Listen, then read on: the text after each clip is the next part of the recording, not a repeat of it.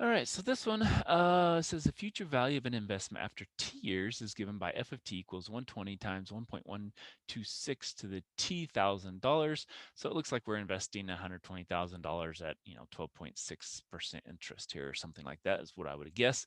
And so calculate the future value and the rate of change of the future value after 10 years. Well, that means first we have to find the derivative. So we need to find f prime of t before we can calculate that rate of change. So f prime of t, well, that means we take the derivative, 120 times, and we could just put everything in parentheses.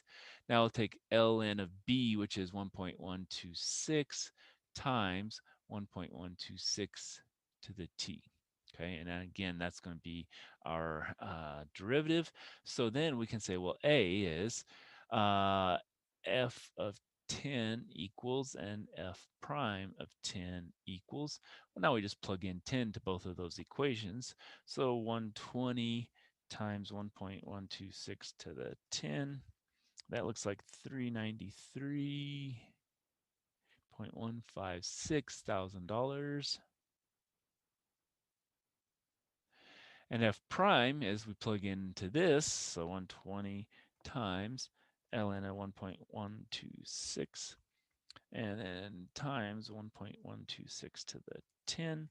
And here we get 46.656, and that's going to be $1,000 per year. So if we wanted to put our units here,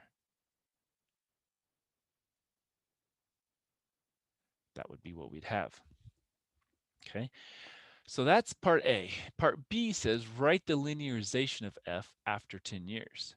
All right, well, we're going to say FL of x is equal to, well, now we calculated our own values. Before, they always gave us f and f prime, but now we actually did our own. So that's going to be 393.156 plus 46.656 times x minus, and it was going to be at 10. Okay. So that would be part B. That's all we needed to do. Okay. And then C, and if we wanted units, it's going to be in $1,000. Okay. Now C says use that model to estimate the future value after 10.5 years.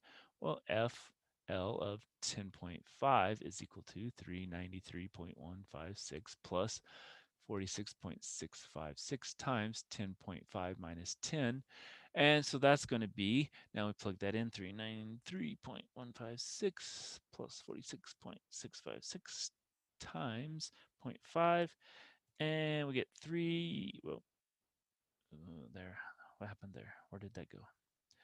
All right, error. So, all right, 393.156 plus, there, that's what happened. That, that looks better. 416.484. 416.484, and that's $1,000. Okay, and so that would be our value linearized at 10.5 years. Okay, and so that's all they're asking for there. So we had to first take our derivative, plug in values for 10 for our original function and our derivative, write our own linearization model based on our numbers, and then plug in our x value. All right, so let's stop there.